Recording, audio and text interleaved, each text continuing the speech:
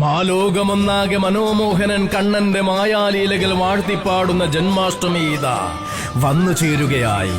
പൂന്താനത്തിന് അക്ഷരത്തിൽ പിറന്നൊരുണ്ണിയായും കുറൂരമ്മ മാറോട് ചേർത്ത ചെമ്പകപ്പൂവായും ചെറുശ്ശേരിയുടെ ഗാഥകളിലെ അക്ഷര സത്യമായും അവതരിച്ച പുണ്യമാണ് ഭഗവാൻ.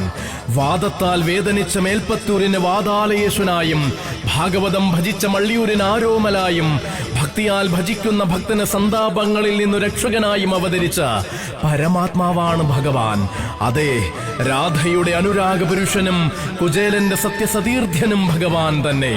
അഹങ്കാരത്തിന്റെ കംസപ്പിറവികളെ അടക്കി നിർത്തുവാനും അധർമ്മത്തിന്റെ രണഭൂമി ഒരുങ്ങുമ്പോൾ ധർമ്മത്തിന്റെ പാഞ്ചജന്യം മുഴക്കുവാനും വിശ്വരൂപ ദർശനം പകരുവാനും ഭഗവാൻ ഭക്ത മനസ്സുകളിൽ ഉണ്ടാവട്ടെ. ഭഗവാന്റെ തിരുനാമ കോശം മുഴങ്ങട്ടെ.